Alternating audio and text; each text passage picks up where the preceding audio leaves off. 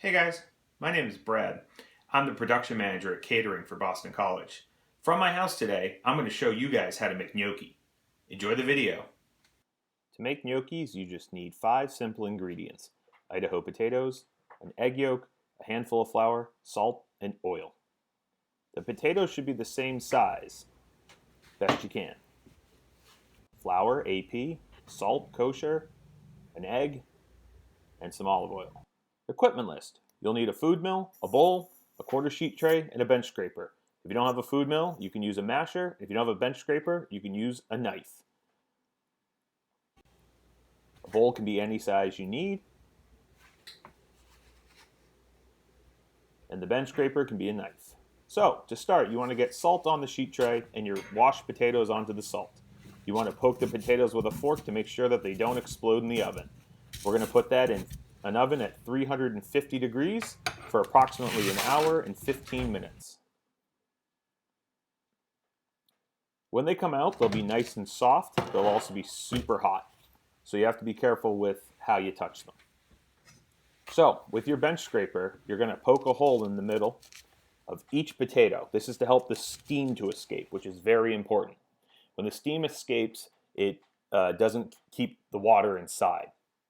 Then what you'll do very carefully, because again, these potatoes are very hot, and you'll see the steam coming out, is you will get the filling of the potato into the food mill. Again, if you don't have a food mill, you can do this right into your bowl and get it with a masher, or you could use a screen. Now you want to save those potato skins. Those potato skins can be used to make snacks, with a little bit of cheese and sour cream and a little bit of salsa. You got yourself some potato skin nachos. So definitely save those. They're tasty, good stuff there. So once you get all 3 potatoes going into the food mill, you'll want to start milling the potatoes. And when you mill the potatoes, what you're doing is you're really just kind of sending them through that screen and mashing them up. So at the food mill, I have an old one here, so it gets pretty chunked up as it goes along. It's a little loud, but that's okay. You just get all the potatoes worked through the screen. After that, you add a little salt. And you'll add your handful of flour right in top. And then you'll add just a little bit of oil over the top, maybe a teaspoon or so. And that's that. Once all the ingredients are in, you can start to mix them together, incorporating that egg into everything. So as you see, I start to mix this through. You kind of have a sandy mixture going. That mixture starts to come together, so you can see how the dough is starting to form. And that's just by working it. So you don't want to overwork this dough. Now, as you'll see, it does need to be worked until it's fairly smooth. So as I'm working this in the bowl, I'm trying to get it smooth into a kind of ball. So as you can see, when I remove it there, it's a little chunky looking. So I'm going to work it on the table. I'm going to knead it just a little bit, and that will help to get it smooth. Once it's smooth, that's when you're kind of good to go and able to work on it. Now, as I'm doing this, I'm kind of using a kneading process like I would for bread. But again, this is a pretty quick method, and you don't want to overwork it. As you can see, I'm starting to finish up here, and I'm done. It's maybe 20 seconds or so. So it's a nice and smooth dough.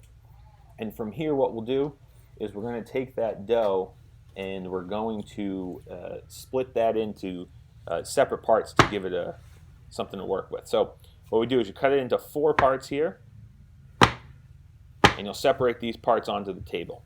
Now these are the parts that we're going to roll. If you're going to roll the full dough as one, it's a little bit harder, so I like to split it into 4. Then I just dust the table just so my dough doesn't stick to it. And I use my fingertips and actually a very light method, work my way out. And as you can see my hands going left from the center to the right out, I'm bringing them back in as well. And what that does is it adjusts the thickness of the gnocchi. So when you go out, it's getting thinner, and then when you work your way in, it's kind of working on a way to get it fatter where it might have gotten too thin. So I just kind of work all of these all the way through. So as I'm working these doughs, just a reminder of that recipe.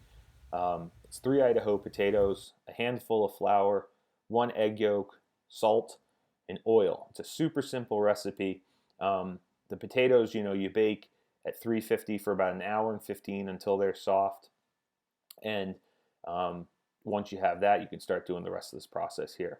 So what I'm doing is I'm just making all of my logs kind of the same thickness and getting them all done, floured on the surface, so I can cut them. And what I'll do is once they're all rolled out, I'll cut them all together. So a little extra flour to prevent them from sticking when I cut them. As you cut them, you're going to open up those sides, so there's a chance that they will stick together. So once I get it floured, I take my bench scraper and I cut evenly as best I can all the way down.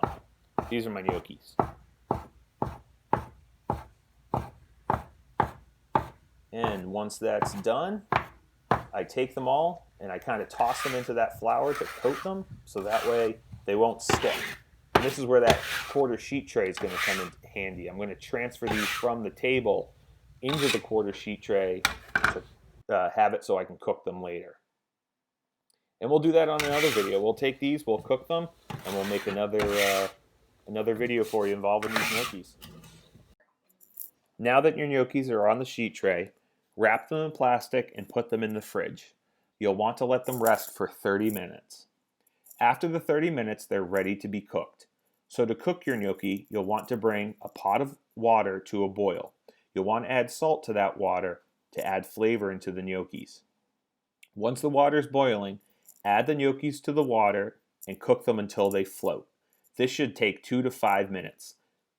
After they float, you can take them out of the water and add them to your favorite sauce. You could add it to tomato sauce, bolognese, or you can even make a pan sauce. And remember, you can make these gnocchis in the morning and let them rest in the fridge until dinner when you want to eat them. Well guys, I hope you enjoyed that video. Stay tuned for others like it, coming soon.